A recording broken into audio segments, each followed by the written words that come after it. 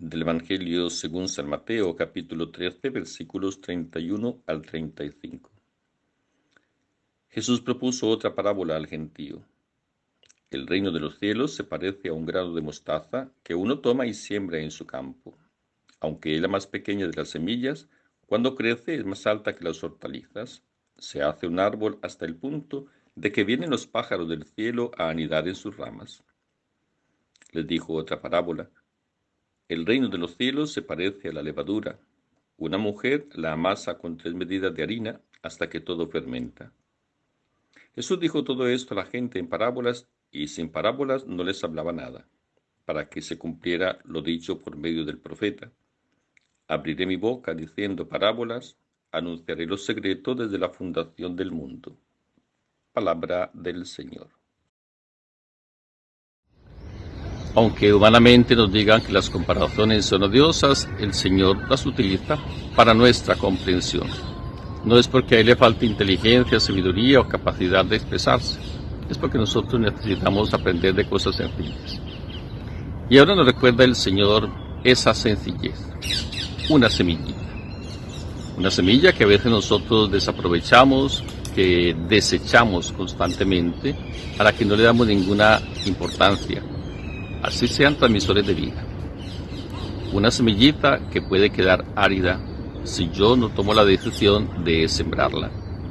Una semillita que puede ser cogida por un ser al que no le interesa mucho verla crecer. A veces algunos sencillamente la consumen y allí terminó su existencia. Pero el Señor nos pide a nosotros partir de esta realidad, ya que fuimos puestos en este mundo.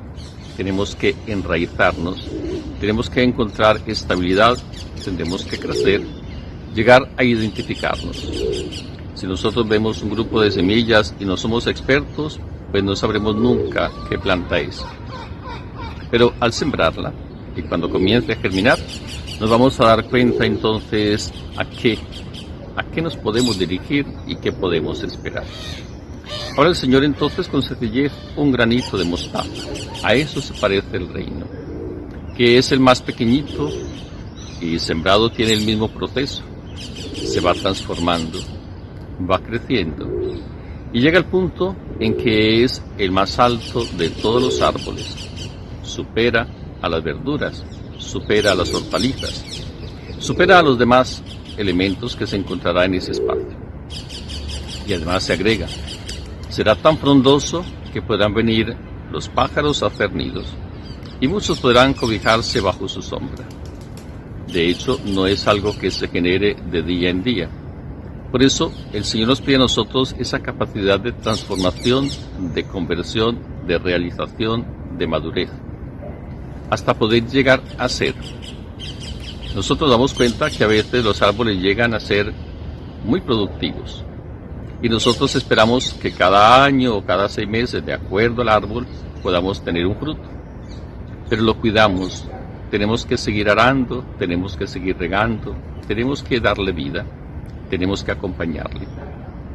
Esa presencia de Dios en nosotros, que también la recibimos desde pequeños, una semillita en el bautismo, la siembran nuestros padres, los responsables de educarnos en la fe, de acompañarnos en este crecimiento y en este reconocimiento. Algunos tendrán la oportunidad de contar con sus papás hasta la primera comunión y la confirmación. Otros, desafortunadamente, ya nos damos cuenta que son dejaditos a un lado.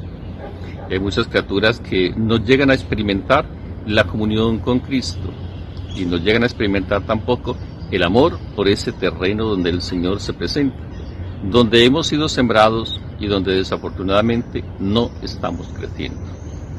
Nos damos cuenta que no se necesita ser un árbol muy prestigioso. El Señor nos pide ser sencillamente el nuestro, ese granito de mostaza, ese que crece junto a otros sin denigrar, sin quererles causar ningún dolor, sin creerse mejor, sencillamente llegando a realizarse.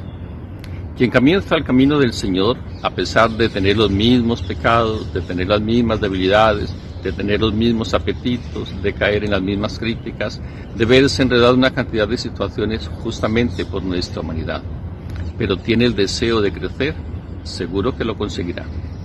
El Señor y los santos nos dan este testimonio. han partido del reconocer quién soy yo, qué me creo, qué espero, o también qué puedo llegar a ser, a dónde quiero conducir mi vida, mi voluntad, mis capacidades. ¿Cómo puedo hacerle un favor a esta humanidad? De hecho, que si dejamos crecer el reino de Dios en nosotros, podemos hacerle un gran bien.